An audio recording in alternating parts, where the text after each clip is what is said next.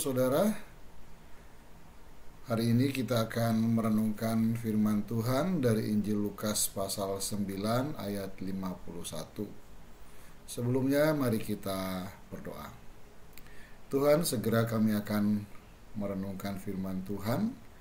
Biarlah firman Tuhan yang kami renungkan ini boleh membawa kami untuk makin memahami karya Tuhan dalam kehidupan kami. Dengan demikian, kami boleh makin mencintai Tuhan dalam kehidupan kami. Berkati kami semua dalam nama Tuhan Yesus. Amin. Saudara, dalam bacaan kita melihat bahwa Lukas menulis Yesus mengarahkan pandangannya untuk pergi ke Yerusalem. Nampaknya yang diungkapkan oleh Lukas itu hanya fakta biasa. Tidak ada yang istimewa. Yesus berkemas-kemas hendak pergi ke Yerusalem. Saudara, Yerusalem adalah kota damai sejahtera. Ada bait Allah di mana Yudaisme berpusat. Orang Yahudi sangat mencintai Yerusalem karena mereka memandang di sanalah pusat persemayaman Allah di bumi. Saat itu orang Yahudi juga berkemas hendak ke Yerusalem. Hati mereka diliputi sukacita, mempersiapkan diri untuk merayakan hari raya terbesar, yaitu Paskah. Paskah adalah memori yang sangat indah, yang dipelihara turun-temurun, karena Paskah berbicara tentang pembebasan nenek moyang mereka dari perbudakan dan penindasan Mesir. Peristiwa pembebasan itu adalah pekerjaan ajaib yang Tuhan lakukan.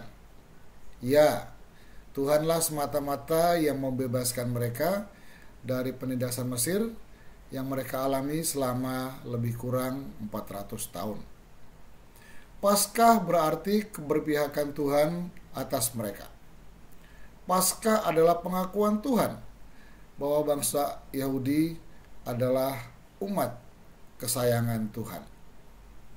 Namun, ketika bersiap-siap hendak ke Yerusalem, hati Tuhan Yesus menggelegak, berdebar-debar, dan jiwanya begitu masgul. Mengapa? Karena Yerusalem mempunyai arti tersendiri bagi Tuhan Yesus. Yang pertama, mengarahkan pandangan ke Yerusalem berarti Tuhan Yesus tahu bahwa saat kematiannya sudah mendekat. Saudara, setiap orang tentu tahu bahwa suatu saat ia akan mati. Tetapi semua orang tidak tahu kapan waktunya ia mati. Semua kematian manusia adalah kematian pasif yang terjadi bukan oleh kehendak manusia itu sendiri. Tetapi Tuhan Yesus tahu kapan ia mati. Ia tahu kematiannya semakin mendekat. Kematian Yesus adalah kematian aktif, kematian yang dikehendaki dan dipilihnya sendiri. Tuhan Yesus juga tahu kematiannya sangat bermakna karena kematiannya merupakan penggenapan rencana Allah. Hal yang kedua, Yerusalem adalah cita-cita luhur Tuhan Yesus. Yerusalem adalah penggenapan misi Allah yang harus dituntaskan oleh Tuhan Yesus. Yerusalem adalah tugas suci. Di Yerusalem, Tuhan Yesus harus menebus dosa manusia.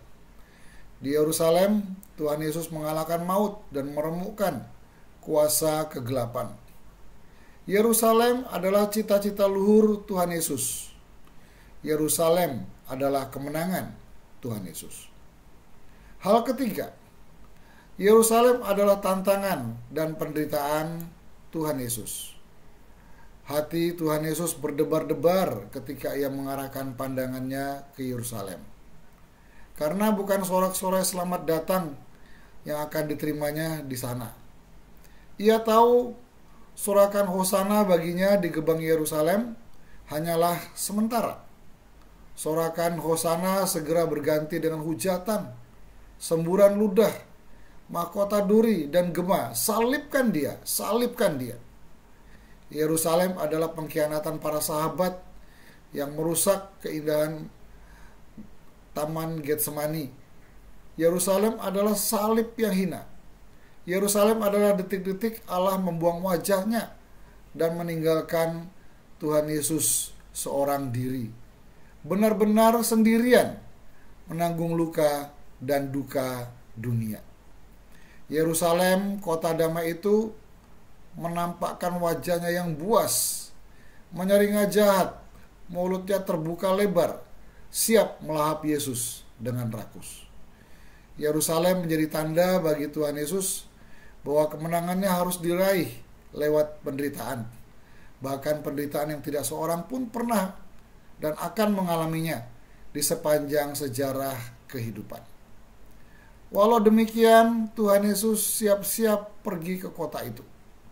Ia tetap melangkahkan kakinya ke sana.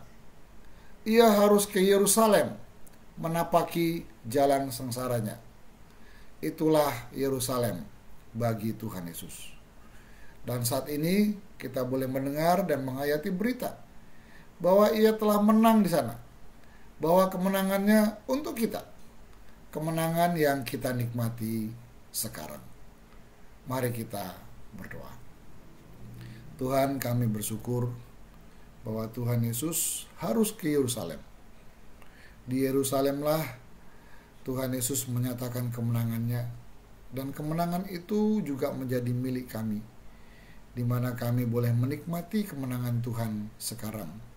Kami boleh bebas, dan kami boleh merdeka dari dosa, dan kami boleh menjalani hidup berkemenangan hari demi hari, karena Tuhan Yesus menang di Yerusalem. Kami bersyukur padamu dalam nama Tuhan Yesus.